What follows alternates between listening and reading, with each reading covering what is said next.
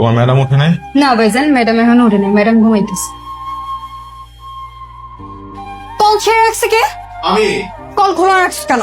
বন্ধ করতে ভুলে গেছিলাম। এত ওভার রিয়েক্ট করার কি আছে? আমার সবকিছু তোমার কাছে ওভার রিয়েক্ট মনে হয়? তুমি কি প্রতিদিন সকালবেলা আমার সাথে ঝগড়া করার নিয়তে ঘুম থেকে উঠো?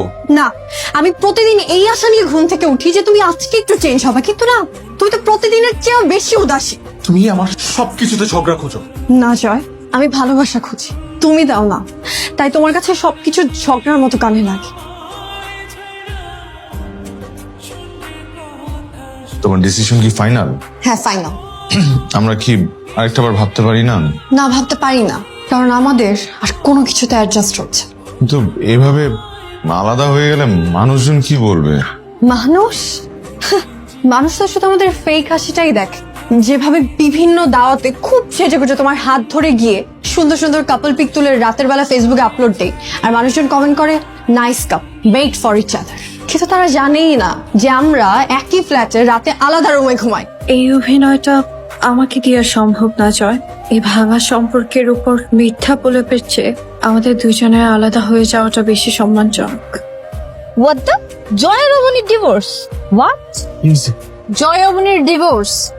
মাত্র 2 বছরের মধ্যে ওদের সাথে ইমিডিয়েটলি বসতে হবে। এই ডিভোর্স হতে দেওয়া যাবে না, ইম্পসিবল। Very much possible. কি উল্টাপাল্টা কথা বলতেছিস? থাম। উল্টাপাল্টা কথা না মামা, সম্পর্ক বিষাক্ত হবার আগে এটাই বেস্ট ডিসিশন। আচ্ছা, তোদের একজনের বিরুদ্ধে আরেকজনের কমপ্লেইনটা কি শুনি। বলো। We don't suit with each other. Bro, what you mean by that? বিয়ের আগে তো তোদের ঠিকই স্যুট করছিল, এখন কি এমন হয়ে যাচ্ছে যে স্যুট করছে না? শোন, প্রেম আর বিয়ে এক জিনিস না। আমরা খুব কাছাকাছি গিয়ে বুঝতে পারি মানুষ আসলে দূর থেকেই সুখ। তাইলে আর কি করার, যা একজন আরেকজনটা ডিভোর্স দিয়ে দে, আমাদের কি? আমাদের কি মানে? আমাদের অনেক কিছু। তোদের বিয়েতে কোনো প্রোগ্রাম হয়নি, আমরা কোনো মজা করতে পারিনি।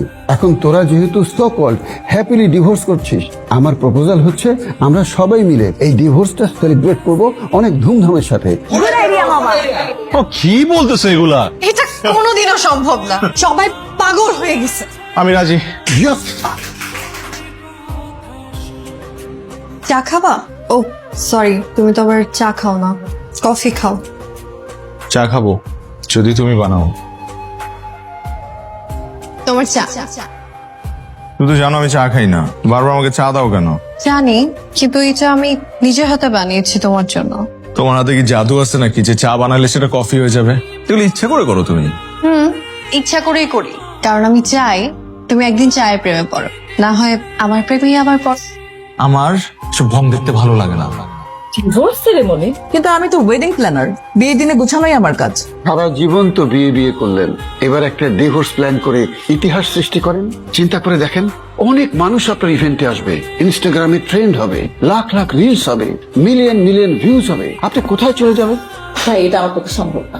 আপা আপনি রাজি হয়ে যান, মামা কিন্তু সঠিক কথাটাই বলছে। একটা বিষয় ভেবে দেখেন, একটা ছেলে একটা মেয়ের বিয়ে হলো, তারপর তাদের অ্যাডজাস্ট হচ্ছে না, সংসারে অশান্তি, প্রচন্ড অশান্তি, খুনাখুনির অবস্থা। তখন যদি আপনি একটা ডিভোর্সের প্ল্যান করেন, তাতে কি হলো? দুটি জীবন বেঁচে গেল না? আপনি তখন কে? আপনি তখন পুণ্যবতী রুম্পা।